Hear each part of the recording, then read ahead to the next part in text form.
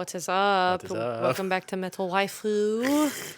I'm Alexis. I'm Nick. And today is a special episode because it's Nick's birthday episode. I'm 28. I'm one step closer to death.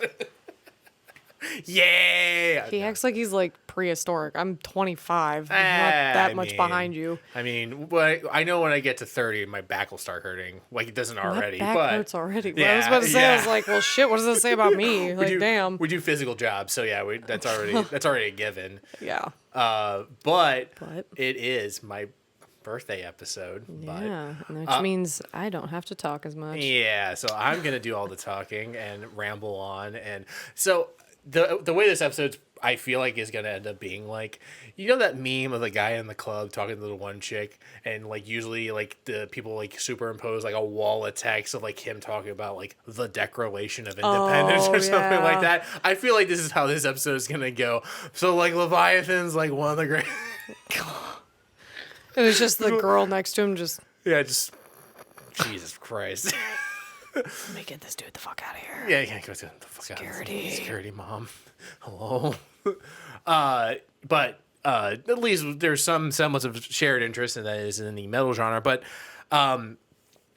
my metal becoming and everything like that, or at least like me liking metal and all that kind of stuff, clearly because I'm wearing their shirt too, is strongly attributed to Mastodon.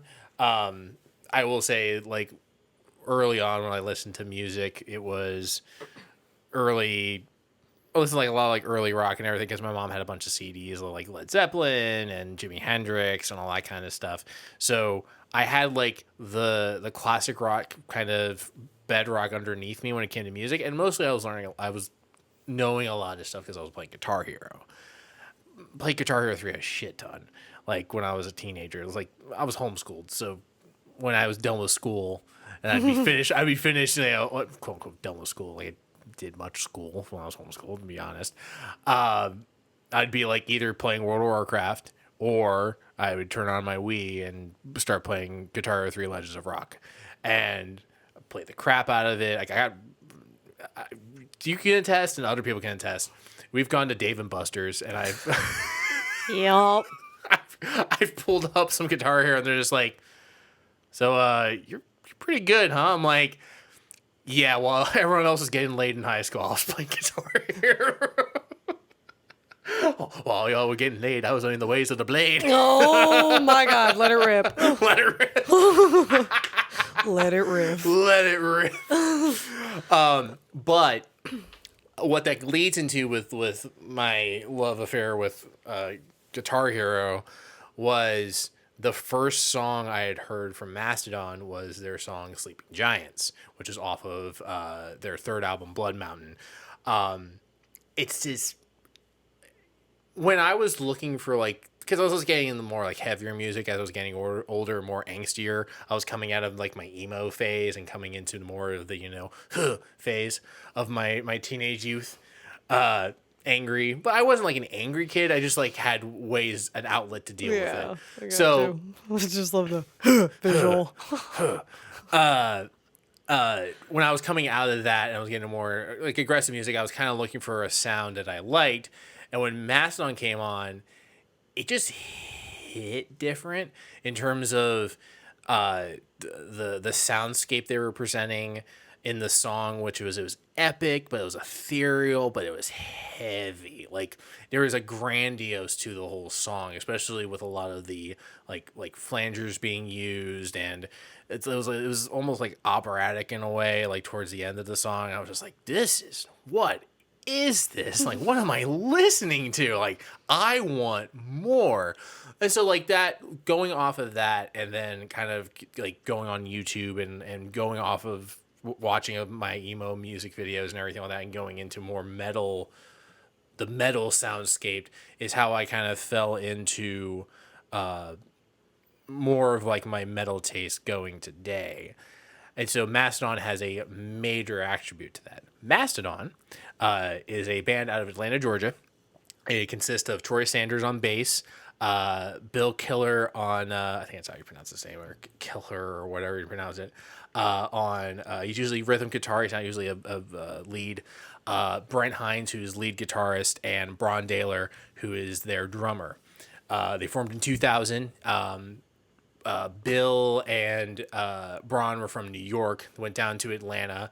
They met up with Troy and Brent at a High on Fire show, surprisingly enough. And they both had they all had an appreciation for Melvins, which I don't know if you've listened. Okay, you know Melvins. Okay, I've always been curious of like how far, like when I mentioned like metal bands, like I feel like every once in a while I'm just like, I don't know if I'm going like too obscure or not or whatever, but No, I was which it always like surprised my parents, and that's how like they found out that I was so big into the 80s is I was one of those kids that just deep dived on YouTube, especially back Yeah. when like YouTube didn't have like near the restrictions Oh like my copyright God, and everything, yeah. just everything was on there, so you just yeah. So you listened to everything through that. yeah. Okay, so yeah, yeah. That's why I fuck with you is because like I feel like every once in a while we just like I'm just like I mentioned the band and you're just like yeah I'm like fucking love that band. I'm like fuck man yeah I feel like that's the story of my life. Everybody just all the time they find out something about me, they're like, yeah because they're just like there's just I feel like a lot of people it's like they're kind of a little ashamed of it. I'm just more just like I like my obscure shit, especially being like the homeschool kid where I'm just like I like these things specific. But so they were big into Melvins. You know, right, just girl? ignore me. I just can't get comfortable. Anyways.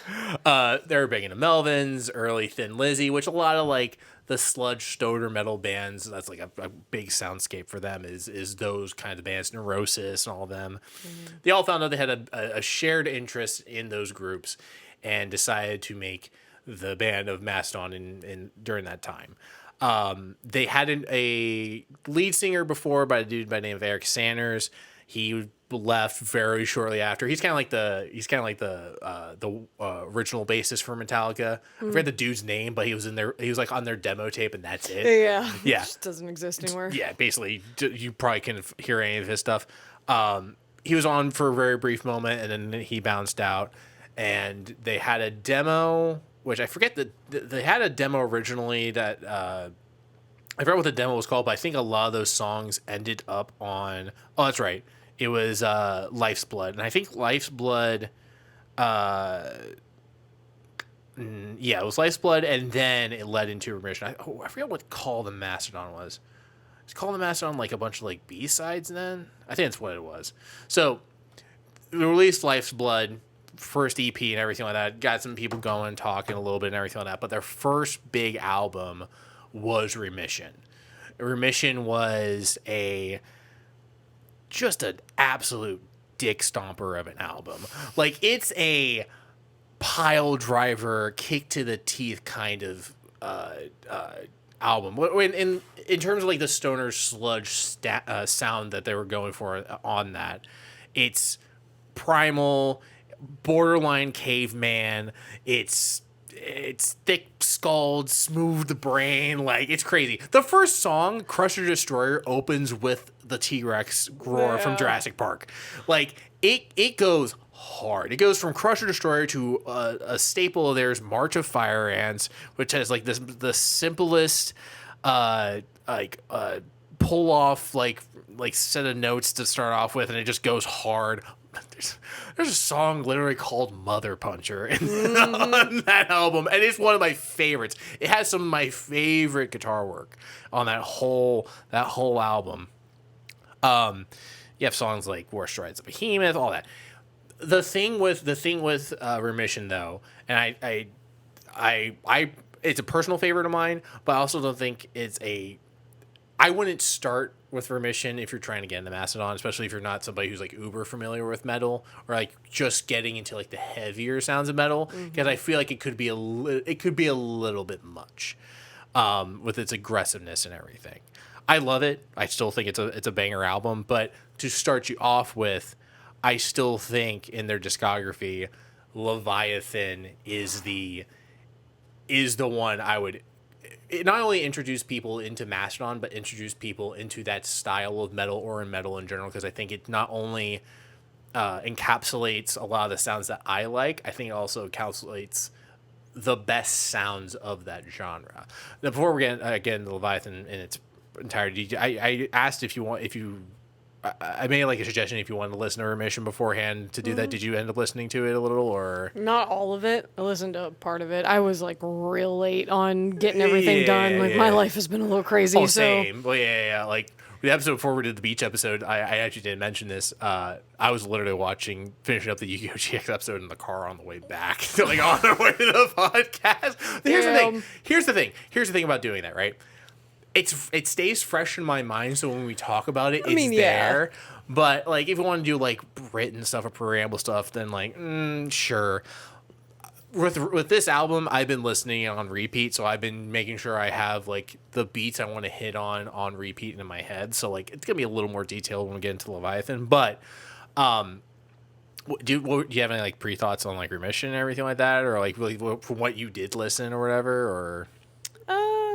I mean, I can definitely agree with with you saying that it's probably not the best to like start out on. No. It is very aggressive. And it's so Mastodon for me is one of those bands that I've always known about, have listened to, but I never gravitated towards them long term, and that's not because like I don't like Leviathan is such a good fucking album. Like it's so good. And I don't know what it is, why I just didn't like, why they were never a band that I consistently gravitated towards. Yeah. But they are, it's just, I think, I guess I could look at even like my playlist as a whole. It would definitely be like a stick out band.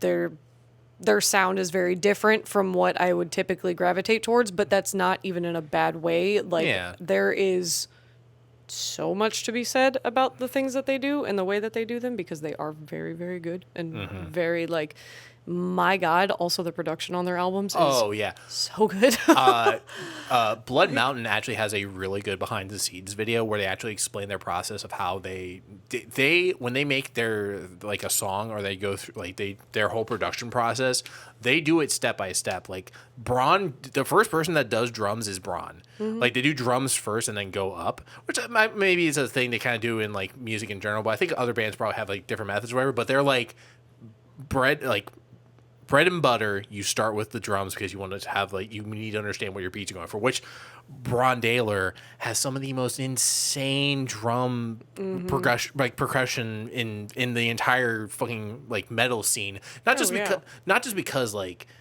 they're fast or aggressive, just because they're weird.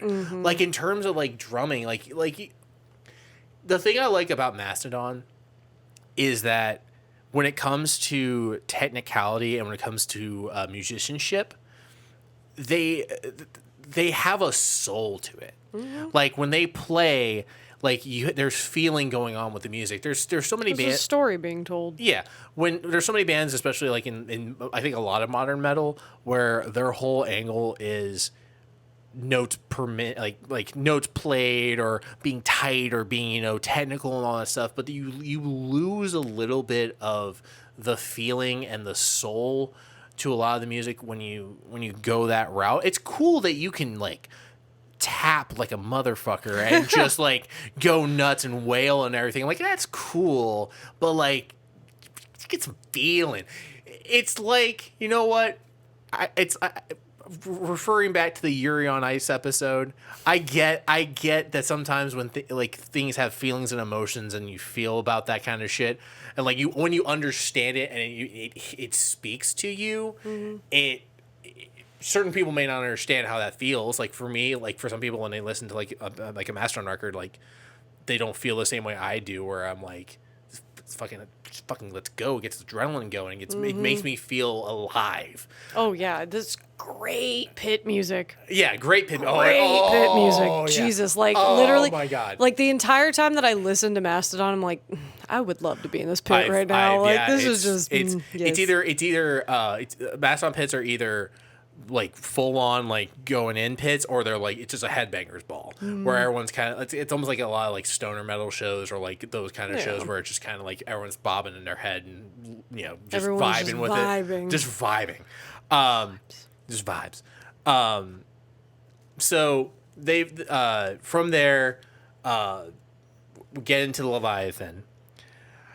I still, to this day, I can't find another album that I think has as strong of a fucking opener in like the 2000s or like the 2010s as Blood and Thunder. Blood and Thunder as an album opener, just hook, line, and sinker. If you want a song that gets you into an album and just grabs you by the testicles and just goes, here we go, you're coming with us because this opening riff is going to just send you through.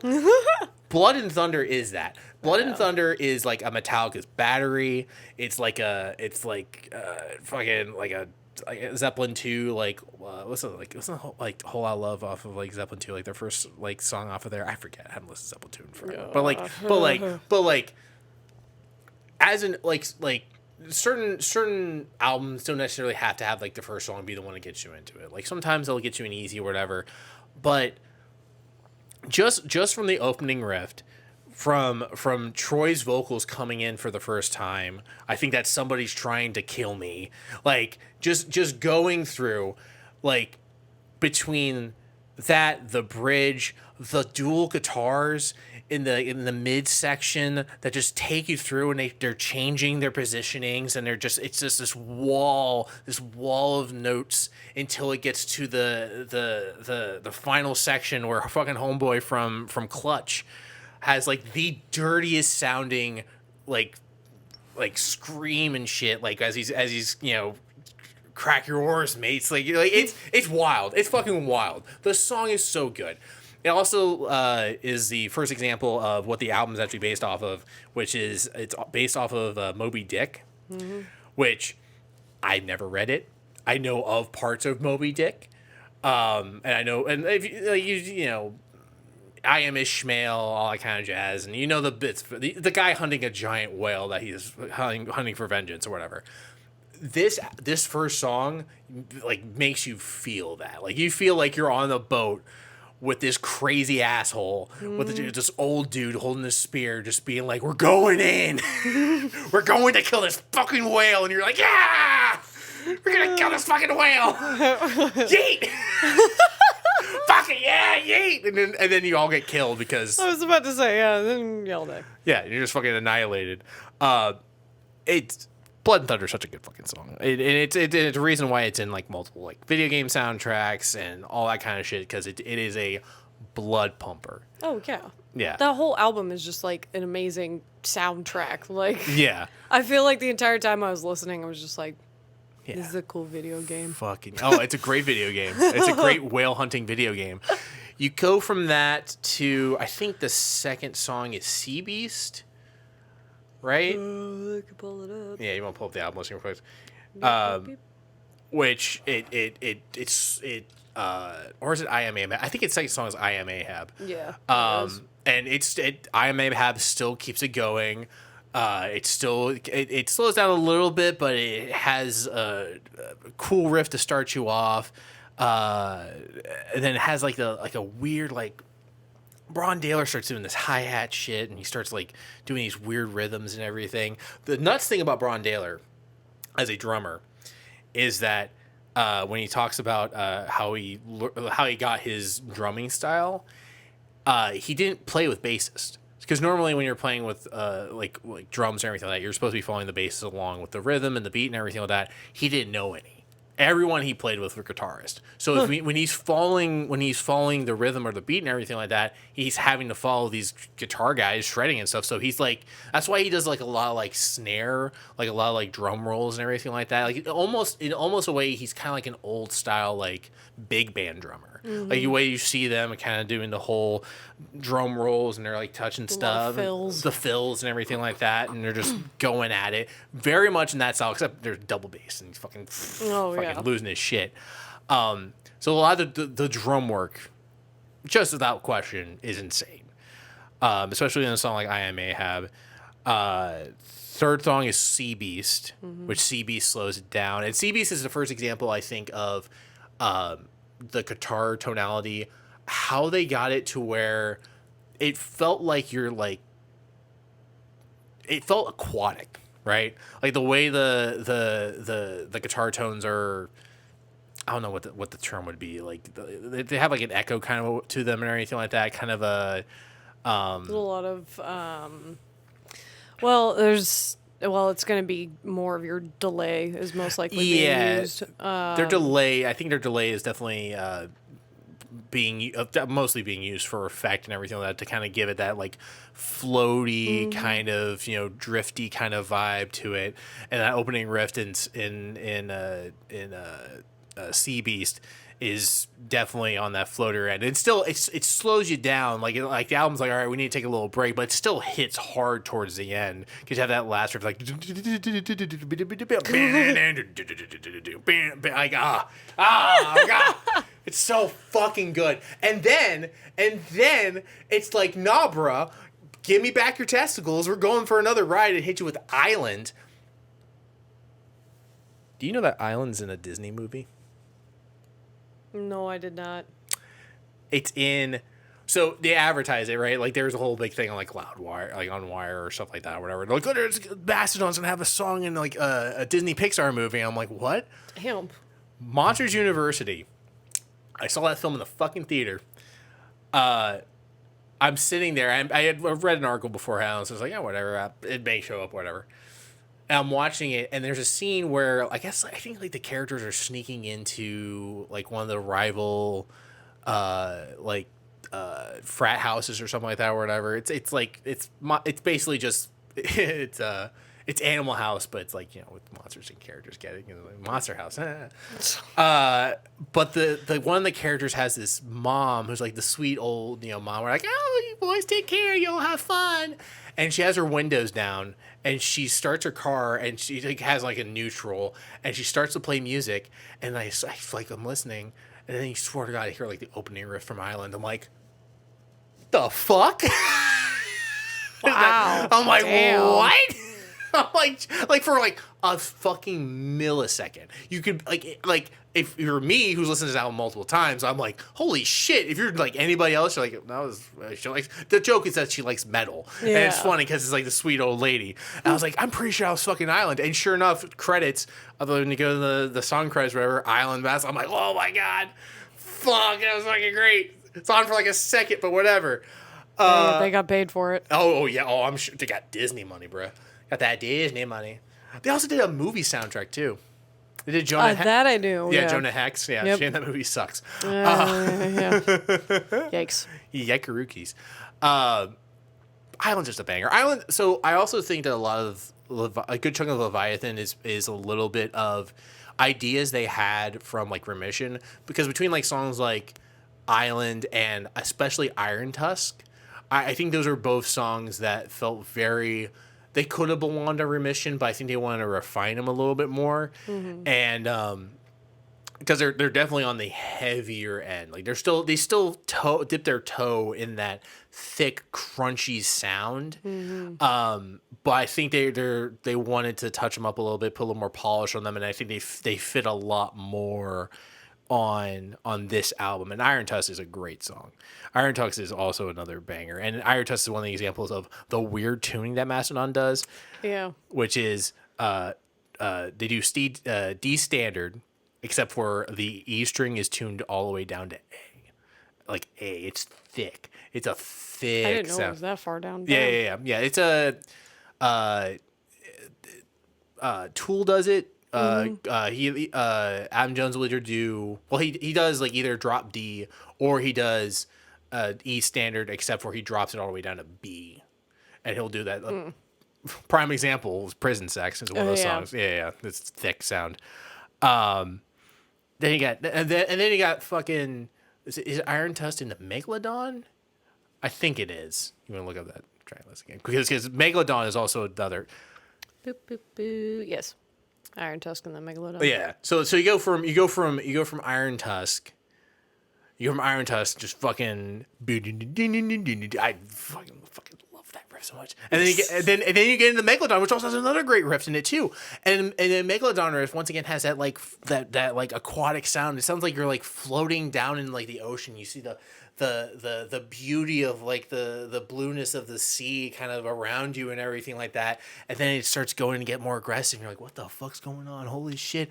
Oh, is that a giant sea creature coming after me? Oh fucking shit! And then all of a sudden you hear fucking Brent Hines doing like some diddly widdly fucking. And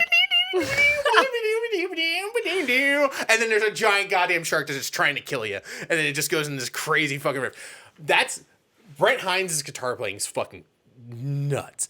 So the biggest thing right now with a lot of guitarists is they love hybrid picking because they want to try and because it's all cool. They're like, oh look, I can do all this shit or whatever. Brent Hines like plays banjo. So when he hybrid picks, it's some yeehaw shit, bro. It's some fucking two-stepping like craziness that he puts on, and I love every minute of it. It's another example of just like how their compositions and how their sound has so much like emotion and oomph to it. And you go from there. You can jump in at any time, by the way. If you want to talk. Good. Okay. I'm letting this go. I'm just letting this go. Okay. I'm like going in and I was like, you can say something if you want or whatever. It's fine. Just let me gush. Okay.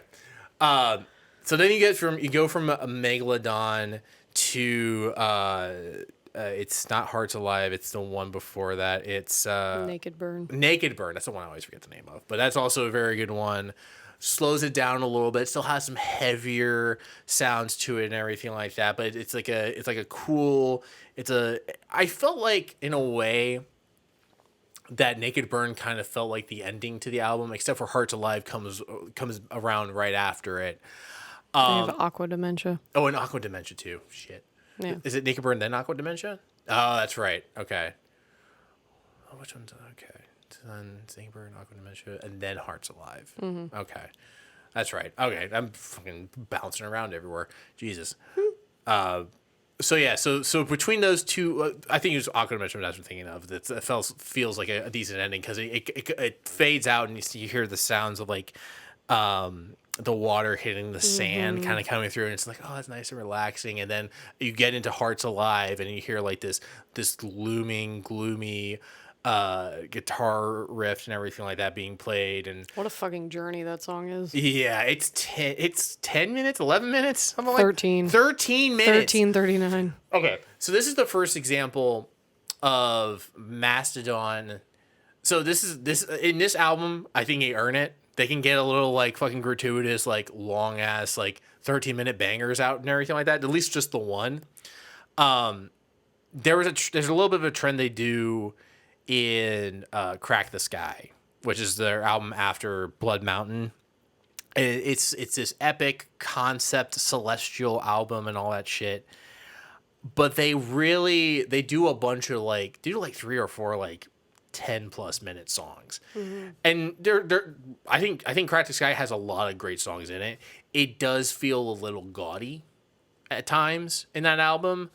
But in this it's earned because one, it's I feel like a lot of it is just being gratuitous with your riffs. Like you have a bunch of riffs you wanted to play and you see if you want to see if they fit together and you're just like, here you go. Shove them together, see what happens. Yeah. Fuck it, and the vocals on that are cool as well. Because that's another thing that's awesome about this album is the blending of like Troy's kind of finally coming to his own in terms of being cool, with being like clean singing, and then Brent Hines is just in the back, just fucking snarling, just fucking letting out these guttural, just fucking nasty, disgusting vocals. There is a video. There's actually there's a live performance they did at Download. I think it was like 2009 or something like that, where Brent Hines, I think, had strep throat, or like it was like recovering from strep throat or whatever, and so he's still trying to sing his parts. Oh, It no. is. Oh my god! It is horrific. Oh no. But in also like the most metal ways. It sounds like he's stepping on a cat. Oh no. It sounds like like you're just like I know he's like actually hurting, but like fuck. like this is fucking intense. Metal, dude. It's fucking metal, dude. Like it would have just culminated with his strep throat, just his throat starts bleeding, and you're just like, oh, okay, now it's a problem. But like, it's still pretty. Get do a throat lodgage. Get him some Ricola. Oh shit, some fucking Ricola.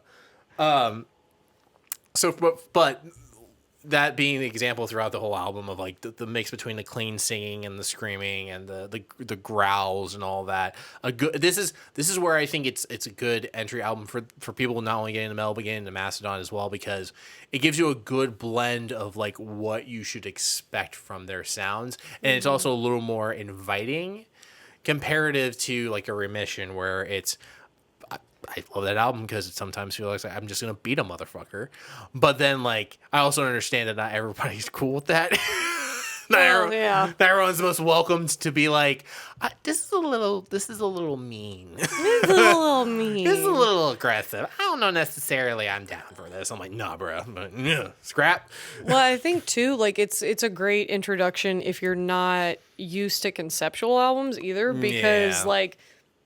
It's probably one of my favorite and honestly, just in general, like one of the best and most well done like conceptual albums. I know that it wasn't like a hardcore concept. No. It was very loosely with the whole Moby Dick thing, but there is still like, even regardless of just that, like this entire storyline is done really, really well, because at the end of the day, it's an aquatic album. Like it's an aquatic storyline, which is not really a thing that you associate metal music with, except if you're like in a storm, but like or your death clock. Well, and you're recording your yeah.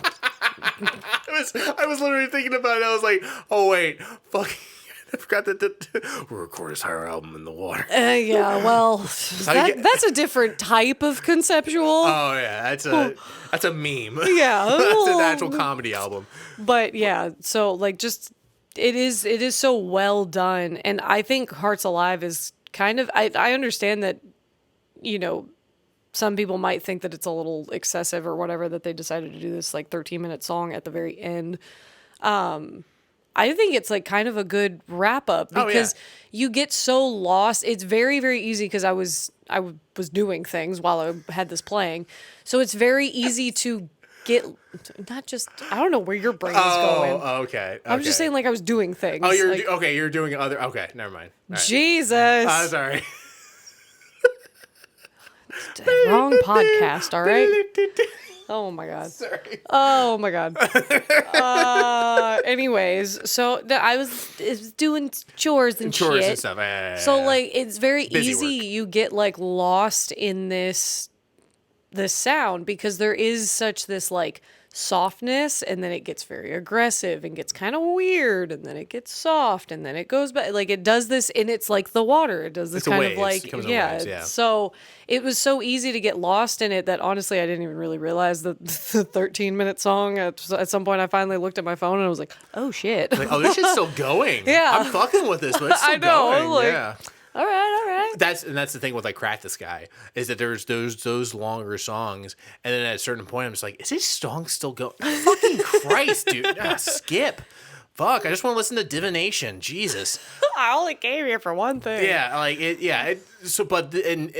But because of the rest of the album, where it's like you get these quick, decent chunked bangers and everything like that, if Hearts Alive feels earned. Mm-hmm. And then the actual last song of the album is Joseph Merrick, right? Yep. And instrumental. Yeah, so it's an instrumental, but they at the end of, I think it was the first 3 albums. So like the other thing we're thinking with Mastodon is like they do have like light concepts here and there for like their ideas for albums or whatever. So the first 4 albums are based off of the 4 elements. So Remission's Earth, Leviathan is water, Blood Mountain is fire, and then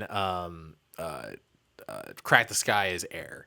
So there's that theming, but then the other theming is the last song of I think their first three albums is that each of the songs is named after the Elephant Man, Joseph Merrick. Oh. To which, if you don't know who that is, it's a guy who had a major face deformity. He's been talked about in like other like things or whatever. There's a movie made about him. I think it's a David Lynch movie. I'm pretty sure. I forget, but it has Anthony Hopkins in it or whatever. The weird thing about that film though is that like I remember watching it and find out about the whole guy, and they're just like, oh, yeah, this is deformity or whatever. And Anthony Hopkins is like, yeah, he's deformed in the face, except for the fact that he's got a huge dick. And they're just like, oh, and he's just like, I'm just like, whatever. God. It's fucking weird. But for some reason, Mastodon was also like, yeah, just name the songs that they like. Oh my god, the Remission album art. When you're looking at the lyric book, the last song is called Elephant Man. It's also an instrumental, and it has the face of the Elephant Man guy and everything like that. So they're just like, I don't know what their interest with it is. I think it's just like one of those like weird like artist like They got stoned and said, put it in. oh. They're so Run it. You know that they are smoking the fattest spliffs. Listen, I do not partake. In all honesty, I'm not actually much of a smoker, which is weird because a bunch of people assume I am. I'm like, nah. I love stoner metal music. I like doom metal. I like sludge metal. I like that soundscape that's generally associated with getting high as fuck. But I Take some shrooms. Just live life. Watch the sky melt.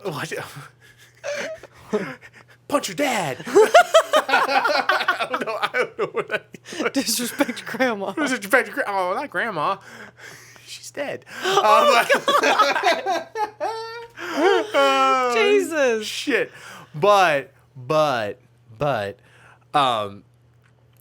because of Mastodon and because of my fingers then going into the other influences like the Melvins, like High on Fire and all that kind of stuff, I've just found out that I really just like that genre musically. I don't need to necessarily be smoking the grass. I don't need the weed. I don't need the weed to enjoy like this music, which is It's an interesting experience though when you mix the two. I've thought about it, but I also worry a little bit that I might get a little into my head and just be like,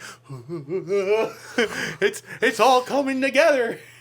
I see God. Oh, okay. I don't know what. Well, I mean, there's definitely some stuff you can smoke out there that'll do that, but I don't own that. Yeah. Or the thing that will probably happen is I'll just sleep through the album. That's actually probably the most accurate statement. I think the last Play. Yeah. I think like the last time I like partook, it was just like I was just tired. I was like, there's that riff. Oh god. Yeah. No. I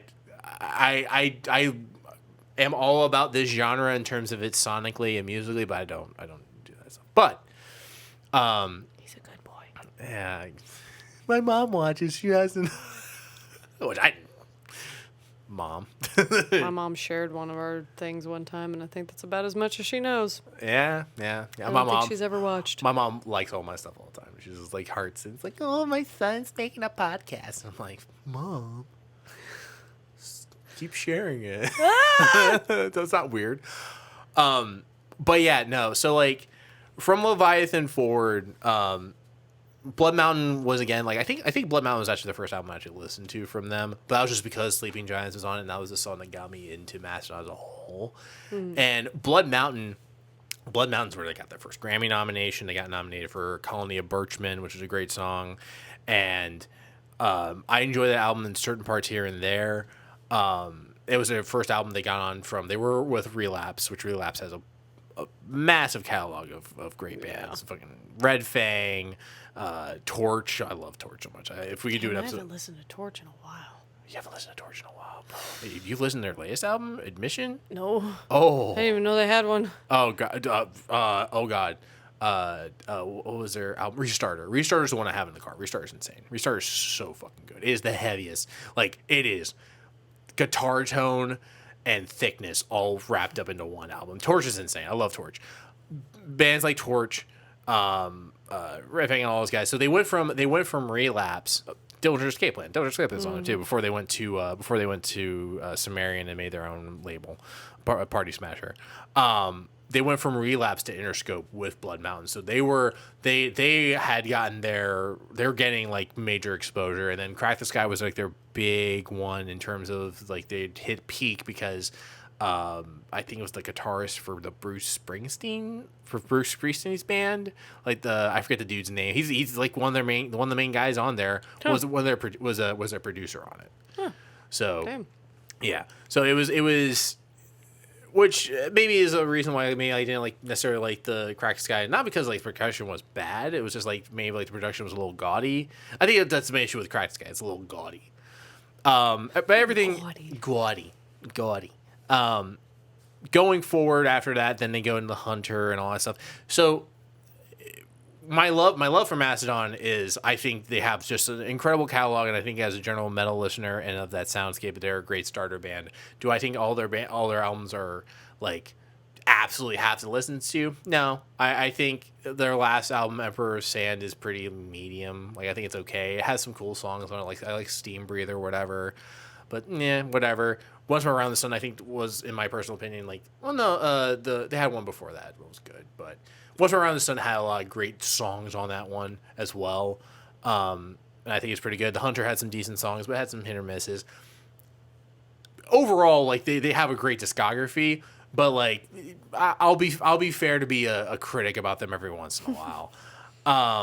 But just from Leviathan, like I've been hook, line, and sinker a fan of theirs, and every time somebody talks to me about metal, I'm just like, yo, you listen to Mastodon? And generally that's the gauge for me on whether or not they're like a metal person or they're just like, I like Metallica. And like I mean, fair. Oh no, yeah, no, it's Fair.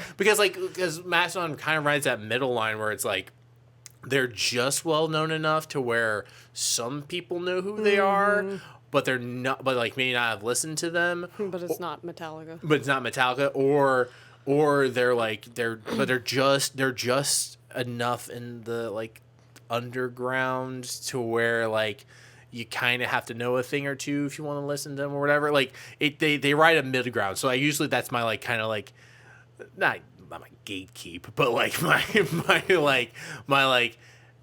trying to understand what conversation I'm about to get in with this person before I start gushing about before I start getting like deep. Yeah. Before I start like going like full like you listen to this, man, like that's usually where I'm at. But anything you want to add or to say or to put on to this rambling I just did for how long is it right now? 43 minutes. Jesus Christ. Yeah. I mean, for me, hello? Oh God. Okay. Distraction. That was scary. I don't know what was happening. I thought I probably almost called 911. Someone call 911. For me, like, again, this is going to come up pretty much every damn time we talk about any album is the production of it because, hello, this is what I do for a living. Yeah. So this is probably one of my favorite production quality and mixing quality albums. Also, I'm really, really, really impressed by its translation into MP3 because that's always the scary part whenever you're mixing a song, an album is once it goes through the crunch of MP3 because MP3 is absolute garbage. In case any of you didn't know out there, throw away all your MP3s. The digital garbage. Yeah, literally awful. But yeah, I'm really, really impressed because it still keeps like, this is so hard for me to explain. There is this really, really nice softness to it. Yeah. Like, literally, like the best way I could describe it is literally like if I could touch sound, like it would be soft. Yeah. There's this beautiful like floaty airiness to it, which sometimes when you do that crunch down to MP3 kind of gets lost because those signals are a lot weaker and thinner. But it holds up so well. And also, oh my God, the guitars are done so fucking well. Yeah, the guitars are insane. They're recorded so well. They're mixed into like every song so cleanly, so nice. But it's like they stick out, but in like the best way, because there's a very easy way when you're mixing to make a guitar stick out in a way that makes it sound like it is detached from the rest of the song. But this isn't doing that. It is literally sitting like it has its own place. You'll hear a lot of engineers make sure it has its own place in the mix, and it has its own place, and it's really, really nice. Like, dear Jesus, whoever was the master of mixing behind that album, hats off to them, because I didn't look it up for some reason. Yeah. Oh. But yeah, just it's so pretty. Like, from just an engineer just like listening to it, it's just like, wow, this is like really pretty. so the producers on it were Mastodon and Matt Biles or Bayless. Matt Bayless, he did Isis, Soundgarden, Pearl Jam, Botch, Minus the Bear, Burnt by the Sun. Oh, he did Norma Jean. Jesus. Oh, okay. Yeah, no, that's a big name. Okay, so he's got some credit. I think he might have been the guy for. Let me see. Did he do Blood Mountain as well? Because he might have been their hit producer for. Yeah. So I think he produced their first 3 albums.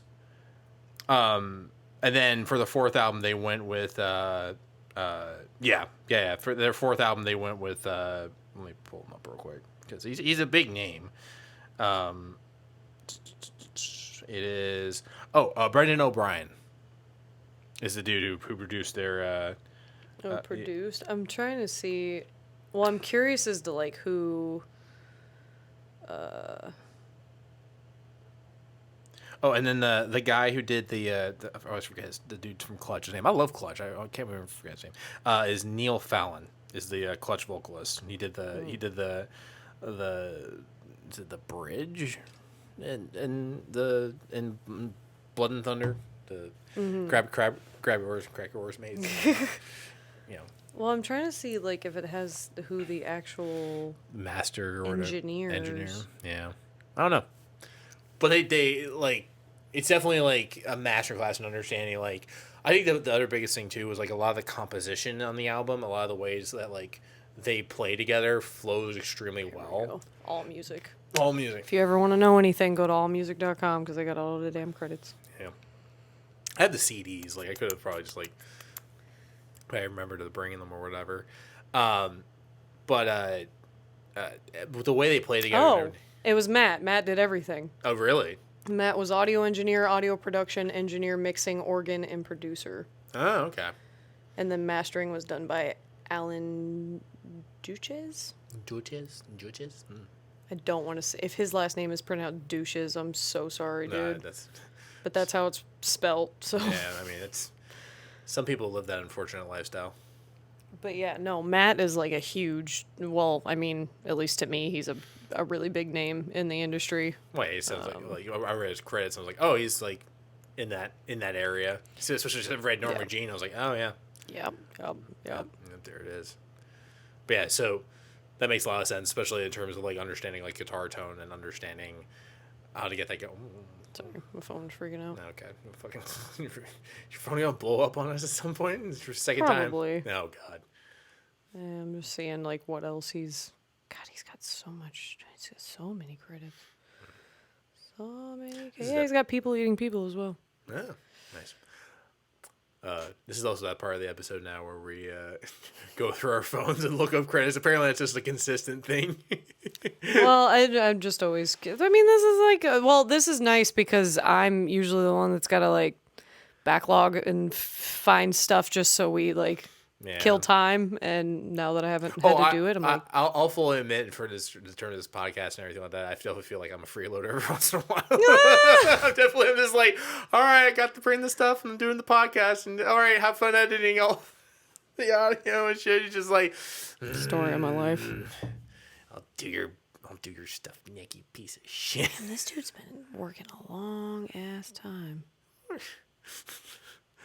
Long time. He's been working since the 90s. Jesus. Fucking busy. Yeah. Good discography. Good people. Go to guitars. Oh, Fuck God. shit. Jesus. Oh God. Ran my headphones into the mic. Damn, the dude's only 48 years old. Oh shit, really? Yeah. God. Man, it's been... So he's been like doing. He probably like was in like people's basements like mixing shit or whatever. It's just like, Yep. probably is like, what's a Pro Tools? Jesus. He's been through damn near everything then. God. He's based in Seattle. That makes sense. Oh, that's what he mentioned Soundgarden and Pearl Jam and all that. So that Yeah. makes sense. Yeah. Ooh, his website. Tell me more. Oh, yeah, he owns Red Room. Duh. See, that's why I know his... Because fucking Red Room. God, I want to go there. I just want to go there so bad. Is that a recording studio? Yeah, it's his personal studio. Oh, my God. Oh, okay. It's cool. It's cool. It's kill. It's pretty neat. How neat is that?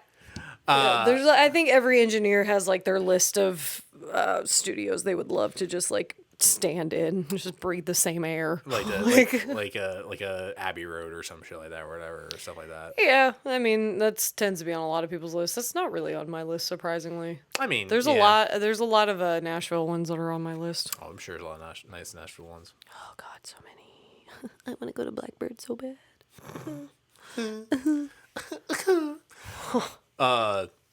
Yeah. So I don't know necessarily if I can add anything else to all the stuff I talked about with Mastodon and everything like that. I think kind of gushed enough about all that. I was gonna say, yeah, that was a. Fuck, I'm gonna be 28, man. Is this the part of the episode where you go into a crisis? I mean, possibly. It's my birthday episode. It's my birthday. I can cry if I want to. I fuck up in mine, and you go into a crisis in yours. Oh man, let's talk about it for a second. 28. What have I done with my life? You know, just think about it. You know, just add some like real sad like violin music as I'm fucking going into my shit. I've See, now he's making me fucking go and find free, non-copywritten tracks again. Listen, oh God,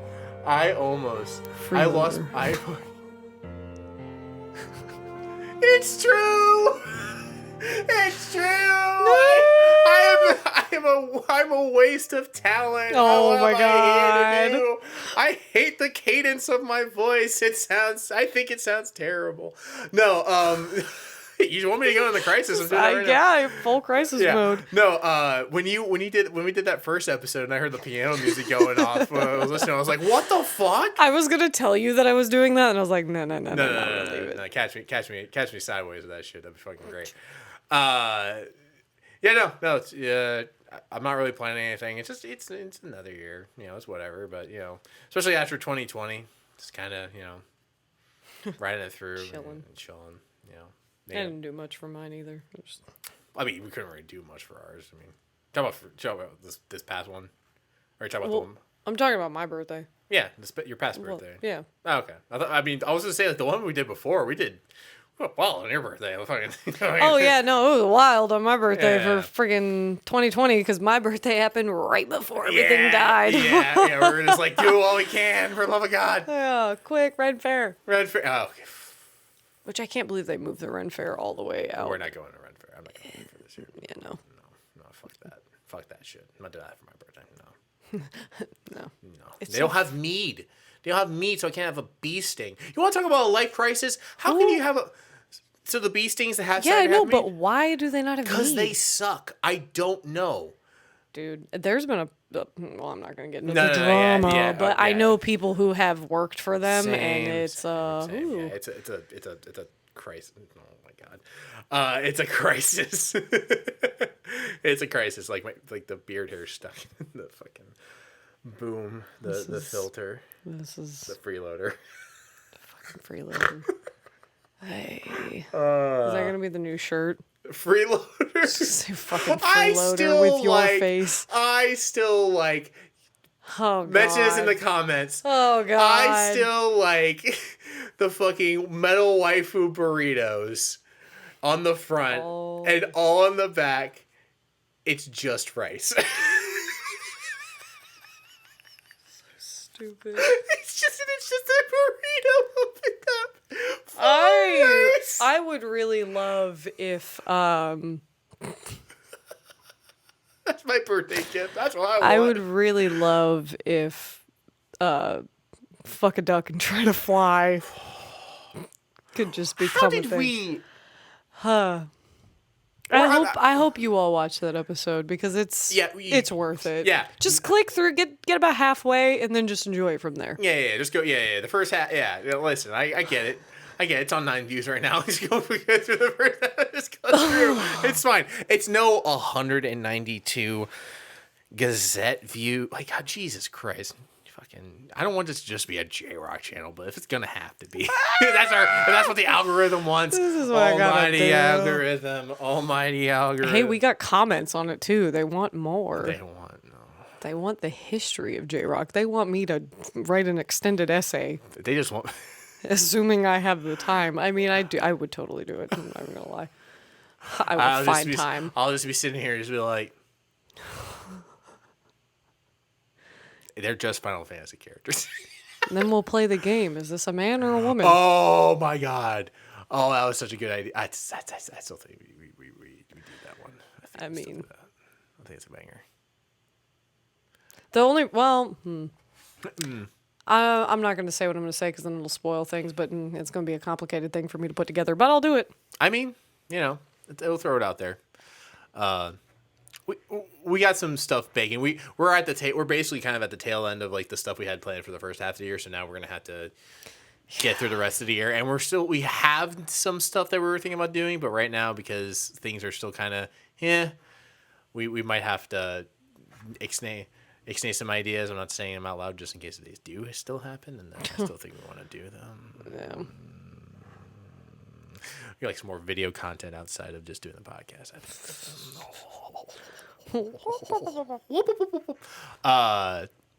But yeah, no, I think that's I think that's about it. I'm not gonna have a crisis. No crisis here. No birthday crying crisis. I would hope not. Not a dino crisis. I really don't feel like editing that. I would look right at you and say unedited. Like, wow, I'm editing Nick's crisis. Okay. Oh yeah. Be like, just texting you. Hey, do you want me to keep in all of the it. snot bubble? All of it. I need him to see the pain. I need him to know what I've been through. Oh my God. My life is as deflated as that beach ball.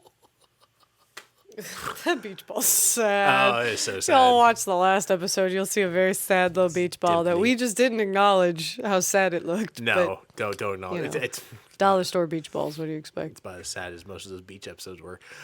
Oh. All right. I mean, well, I'm gonna shut up. Damn. They weren't feeling sad for part of the night. Oh. I think she just made a dick joke. Anywho, guys.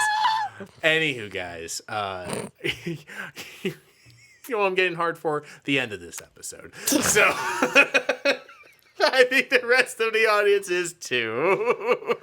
I just had some rapid blinking. Wow, that was... I think I just had a stroke. You say you're getting hard for it? The end? Yes. Hold on. Let me go this way now, because you just... I'm comfortable now. This is a beach episode. I didn't know it's turning into the beach episode where I have to... Anywho, guys. Well, all right. Anywho. I appreciate you all listening to my birthday episode. Hey, happy birthday, Nick. Oh, thanks. Give Nick the happy birthdays in the comments. Or don't. Just all spam his Instagram inbox with dick pics. Don't. For the love of God. Holy shit. If anything goes viral, and it's this episode, and I just get a cavalcade of schlong on your head. I know people who'll do it. I'm looking at you, you ginger fuck. Ow!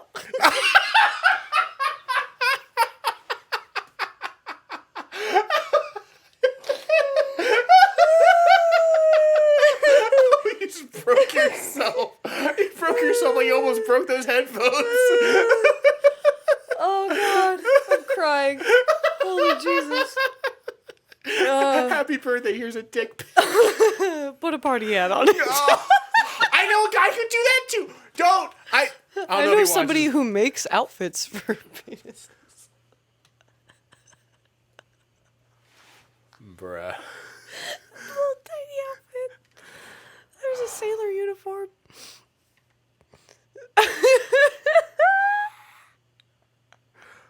Please.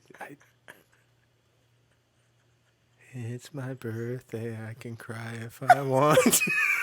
we need to end this episode real fast. We gotta get going. Yeah. We're going manic right now. Yeah, I gotta be up early. Yeah, Oh, God. Yeah, same. All right. Bye, y'all. Bye. Appreciate y'all. We'll catch you in June. Don't send unsolicited dick pics. Don't do that. That's illegal. I know you're not gonna. That's gross. You're You're a gross human being.